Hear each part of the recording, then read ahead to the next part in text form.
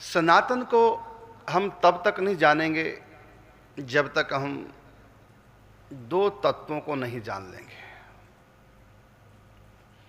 एक है टाइम, समय, और दूसरा है प्रेम तत्व। ये दो तत्व इस सृष्टि में इतने गहन हैं, वैज्ञानिकों ने पदार्थ ज्ञान प्राप्त किया प्रयोगशालाओं में, यद्यपि हमारे दर्शनों में इसकी विशद विवेचना है, लेकिन उन बातों को पकड़ नहीं पाए वैज्ञानिक। बहुत तत्वों की खोज की, पदार्थों की खोज की, स्वतंत्र पदार्थ, कुछ यौगिक पदार्थ, कुछ रासायनिक, कुछ गैसें, और फिर आकाश तत्वों को भी खोज लिया गया कि आकाश भी एक पदार्थ है, एक वस्तु है, एक तत्व है। ये खालीपन का नाम आकाश नहीं, आकाश एक पदार्थ है। जब आकाश को पदार्थों में वैज्ञानिकों ने गणना की, उस समय भी वो टाइम को पदार्थ नहीं मानते थे, वस्तु नहीं मानते थे। उनका मानना था कि टाइम नाम की कोई वस्तु नहीं होती। ये एक मनुष्य के माइंड की एक कल्पना है, एक काल्पनिक गणित है। लेकिन इस चर्चा को हमारे शास्त्रों में बड़ी गंभीरता से लिया गया है टाइम के बारे में, कि समय कोई कपोल कल्पना नहीं है, ये मनुष्य की बुद्धि की उपज नहीं है। टाइम भी, काल भी एक तत्व है। हाँ, इतना आवश्यक है कि प्रकृति के जितने भी पदार्थ हैं, मिट्टी, जल, अग्नि, वायु, आकाश, मन, बुद्धि, चित्त, अहम, पंच विषय, तन्मात्रा आदि आदि, जो वैज्ञानिक ने काफी हद तक इस पर सर्च किया है, खोजा है, तो प्रकृति के जितने भी तत्व हैं, काल इन सबसे विलक्षण है। समय, टाइम जिसको बोलते हैं, प्रकृति के जितने भी तत्व हैं, समस्त तत्वों से विलक्षण है काल तत्व, टाइम, समय। लेकिन वैज्ञानिकों ने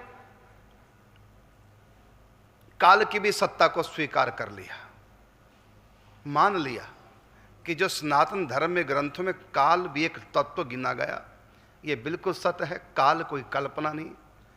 पहले तो आकाश को भी तत्व नहीं मानते थे वैज्ञानिक, लेकिन हमारे शास्त्रों में तो पंच तत्व की बड़ी विशेष विवेचना है, बल्कि पांचों तत्वों के अलग अलग गुण भी लिखे हुए हमारे ग्रंथों में। जैसे मिट्टी का गुण गंध है, जल का गुण रस है, अग्नि का गुण रूप है, तेज है, और वायु का गुण स्पर्श है। इसी प्रकार आकाश का गुण शब्द है। लेकिन वैज्ञानिक अपने यंत्रों के द्वारा खोज नहीं पा रहे थे। अब उन्होंने खोज लिया कि सनातन धर्म में जो कहा गया है कि आकाश भी एक तत्व मान लिया, लेकिन हमारे सनातन में तो समय को भी एक तत्व कहा। तब वैज्ञानिकों को हुआ कि नहीं भाई, जब हम आकाश को तत्व नहीं मानते थे, तब भी सनातन धर्म के ग्रंथों में आकाश एक तत्व में गणना की गई थी, और बाद में सिद्ध भी हो चुका है कि सनातन ग्रंथ बिल्कुल सत्य कहते हैं, आकाश तत्व है। फिर सनातन धर्म में तो काल को भी तत्व कहा गया है। इसका मतलब ये आकाश से भी सूक्ष्म कोई तत्व है। और हमारे शास्त्रों में तो कहा गया कि प्रकृति से अलग है, प्रकृति में ही गणना, लेकिन प्रकृति से विलक्षण है। प्रकृति का सबसे अद्भुत, सबसे विलक्षण, सबसे अचिंत्य विषय कहें तो, और सबसे अलग हटके कहें तो, वह काल, समय, टाइम। इसलिए जब प्रकृति निष्क्रिय हो जाती है, काल उस समय भी सक्रिय रहता है। काल कभी निष्क्रिय नहीं होता। प्राकृतिक प्रलय में प्रकृति सिमट जाती है और निष्क्रिय हो जाती है, क्रिया विहीन हो जाती है, लेकिन उस समय भी काल अपनी क्रिया करता है। काल कभी स्थिर नहीं रहता, ऐसा विचित्र तत्व है ये। तो प्रकृति जब निष्क्रिय है, प्रकृति में कहीं कोई क्रिया नहीं हो रही थी, उस समय भी काल, टाइम चल रहा था। इसका अर्थ ये हुआ कि जब प्रकृति निष्क्रिय है तो काल क्रिया कैसे हो गया? इसका मतलब प्रकृति के अंतर्गत काल नहीं है। तो प्रकृति का सारे तत्वों के ऊपर कंट्रोल रहता है। तमगुण, रजगुण, सत्वगुण ये तीनों साम्य अवस्था को प्राप्त हो जाते हैं, तब सृष्टि क्रिया विहीन हो जाती है। लेकिन उस समय भी काल काम करता है। तो सारी वस्तुएं प्रकृति के अधीन और प्रकृति है काल के अधीन। लेकिन काल अप्राकृतिक नहीं है, काल मायातीत नहीं है। काल मायिक होने के बाद भी माया के अधीन नहीं है। फिर सुनेंगे सूत्र, काल माया के अधीन न होने पर भी ये मायातीत नहीं है। लेकिन माया जिसको प्रकृति कहते हैं और काल, इन दोनों में बड़ा विलक्षण संबंध है। लेकिन आज वैज्ञानिकों ने काल की भी खोज कर ली, ये भी एक तत्व है और इससे आगे वैज्ञानिक कुछ खोज नहीं पाएंगे। कारण क्या? क्योंकि प्रकृति की सीमा यहीं तक है, काल तक। इसके बाद अप्राकृत राज्य प्रारंभ हो जाता है, चैतन्य तत्व प्रारंभ हो जाता है। तो काल तक भौतिक जगत है और इससे आगे चेतन तत्व, चेतना तक अभी तक, मतलब आत्मा या परमात्मा, इन दो की खोज अभी तक विज्ञान कर नहीं सका, मैंने सिद्ध नहीं कर सका किसी भी प्रयोगशाला में। आज तक ना वो आत्मा को अनुभव कर सके, ना ही परमात्मा को। ये दोनों अभी उनकी पहुंच से दूर है। तो चेतना तक नहीं पहुंच पाया विज्ञान। तो मैं सुनाने चला था प्रेम तत्व। आप कहेंगे कि प्रेम की तो बात ही नहीं हो रही है, काल का संबंध क्या प्रेम से, ये प्रकृति का संबंध क्या प्रेम से? तो मैं एक भूमिका बना रहा हूं। कारण क्या कि जो प्रेम है ना, ये प्रकृति में होता ही नहीं।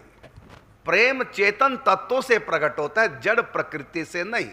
इसलिए मैं प्रकृति की चर्चा कर रहा हूं विज्ञान के आधार पर। प्रेम कभी भी प्रकृति में हो ही नहीं सकता, क्योंकि प्रकृति की सत्ता जड़ है, काल भी जड़ है, निर्जीव, चेतन विहीन। तो ना तो काल में चेतना है, ना प्रकृति में चेतना है। तो प्रकृति की खोज विज्ञान के ने अंतिम जो है वो काल है और वहां तक विज्ञान पहुंच चुका है। लेकिन ये प्रेम तत्व ये जड़ प्रकृति से नहीं प्रकट होता। ये चेतना का एक गुण है प्रेम करना। और चेतन तत्व दो है, एक चैतन्य, एक परम चैतन्य। चैतन्य कहते हैं आत्मा को और परम चैतन्य कहते हैं परमात्मा को। तो ये जो प्रेम तत्व है ये जड़ प्रकृति से उपज नहीं सकता। जैसे उदाहरण के रूप में ये फूल है, ये प्रकृति का है। अब ये फूल किसी से प्रेम कर पाएगा? प्रेम तत्व यहां है नहीं है, क्योंकि यहां आत्मा चेतन नहीं है, ये जड़ प्रकृति का है। इसलिए फूल किसी से प्रेम नहीं कर पाएगा। तो जड़ प्रकृति और काल, काल में दो चीजें नहीं होती, एक ज्ञान और दूसरा प्रेम। जैसे फूल है, इस फूल में ज्ञान नहीं है, इसको मैं कुचल दूं, जला दूं, इसके ऊपर कोई असर नहीं। मैं इसे प्यार में से चूमूं या इसको तोड़ के फेंक दूं, तो ना ये प्रेम का अनुभव कर सकता है, ना ये सुख दुख ज्ञान इसके पास है कोई। तो ये जड़ है और प्रेम विहीन है। ऐसी ये चश्मा देख रहे हैं आप, ना तो इसको कोई ज्ञान है, अनुभव करने वाला इसके अंदर कोई है नहीं जो फीलिंग करता हो, जो अनुभव करता हो, और ना ये प्रेम इसके अंदर है। इसको मैं तोड़ के फेंक दूं, इसको कोई दुख नहीं होगा, कोई फीलिंग नहीं कर पाएगा। और मैं इसे प्यार करूं, दिल से लगाऊं, माथे से लगाऊं, सम्मान करूं, चूमूं, तो ये प्रेम का भी अनुभव नहीं कर पाएगा। और अपने होने का भी इसको अनुभव नहीं है कि मैं भी हूं कुछ, मतलब ज्ञान, अनुभव, फीलिंग। तो ना इसमें ज्ञान तत्व है और ना इसमें प्रेम तत्व है। तो ये प्रकृति में ना तो ज्ञान है ना प्रेम है, क्योंकि ज्ञान और प्रेम ये दो गुण ये चेतना के हैं, जड़ के नहीं। और प्रकृति भी जड़ है और काल भी जड़ है। ना काल मतलब टाइम, ना काल में कोई चेतना है। यद्यपि काल काम बहुत करता है, क्रिया वहीन कभी नहीं होता। प्रकृति तो फिर भी जब साम्य अवस्था को प्राप्त हो जाती है, प्राकृतिक प्रलय जब होती है, उस समय प्रकृति क्रिया विहीन हो जाती है, लेकिन तब भी काल टाइम चलता है। और जब समय पूरा हो जाता है फिर दोबारा से सृष्टि, तो प्राकृतिक प्रलय में भी काल क्रियाशील होता है। अब इस क्रिया कौन इसको क्रिया देता है? और प्रकृति जब विषम अवस्था को प्राप्त होती है और जब सृष्टि का सृजन होता है, वो प्रकृति की क्रियाएं कौन करता है? कौन ये प्रकृति का सृजन, पालन, श्रृंगार, व्यवस्था कौन करता है? तो कहीं कहेंगे प्रकृति में अपने आप होता है। विज्ञानी क्या कहते हैं? अपने आप होती है, सब कुछ अपने आप।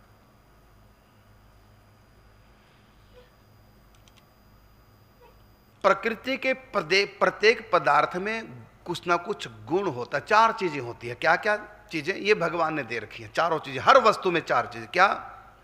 काल मतलब सब जगह है, समय, टाइम। काल। कर्म मतलब क्रिया। जैसे ये चश्मा है, यहां काल भी है, काल भी यहां काम कर रहा है। जैसे इतने साल तक ये रहेगा, साल का मतलब काल, टाइम। ये कपड़ा है, इसमें भी अब काल भी है, मतलब ये 10 साल के बाद फट जाएगा, पुराना हो जाएगा, मिट जाएगा, या 20 साल के बाद या 50 साल के बाद। यहाँ साल का मतलब टाइम। तो यहाँ टाइम अपना काम कर रहा है, पुराना कर रहा है इसको टाइम। एक तो इसमें क्रिया हो रही है, और इसमें जो अणु परमाणु हैं उनके भीतर भी न्यूट्रॉन, इलेक्ट्रॉन, प्रोटॉन वो क्रिया कर रहे हैं। तो क्रिया भी है इसके अंदर, और काल, टाइम भी है इसके अंदर। काल, कर्म और स्वभाव, इसका अलग स्वभाव है। इसको ऐसे कर दो तो सिलवट पड़ जाएंगे, और टेरिकॉट के कपड़े को ऐसे कर दो, सिलवट नहीं पड़ेंगे। इसका मतलब उसका अलग स्वभाव, इसका अलग स्वभाव। तो काल, कर्म, स्वभाव और गुण। गुण कौन से? प्रकृति के 3 गुण, रजोगुण, तमोगुण, सत्वगुण। तो गुण इसके ऊपर असर कर रहे हैं। तो काल, कर्म, स्वभाव और गुण, प्रत्येक वस्तु में ये 4 चीजें होती हैं। जैसे हाइड्रोजन को ऑक्सीजन से मिला दो, 2 कण हाइड्रोजन के और 1 ऑक्सीजन का, तो दोनों को परस्पर मिला दो तो क्या बन जाएगा? 2 को मिला दिया तो तीसरा तत्व बन जाएगा, जिसको बोलेंगे वाटर, पानी।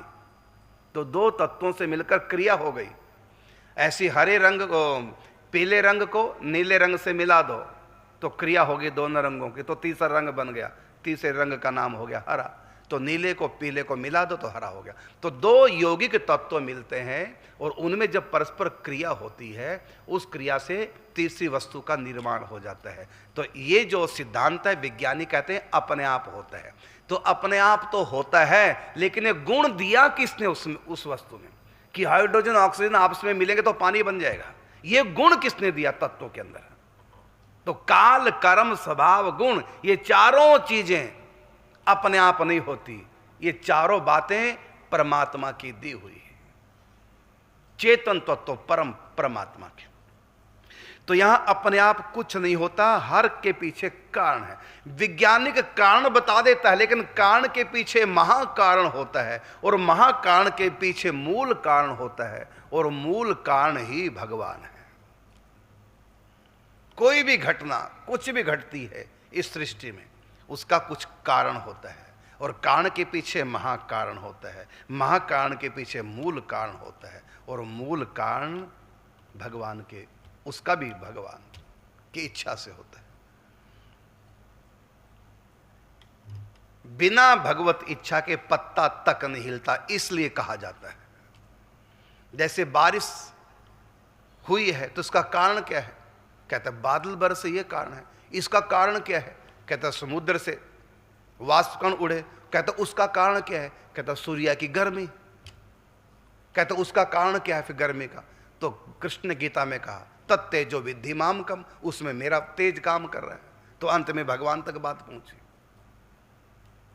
कुछ भी प्रकृति में हो रहा है तो वैज्ञानिक कारण तो खोज लेता है, कई बार महाकारण भी खोज लेता है, लेकिन मूल कारण अभी तक विज्ञान वहां नहीं पहुंच पाया।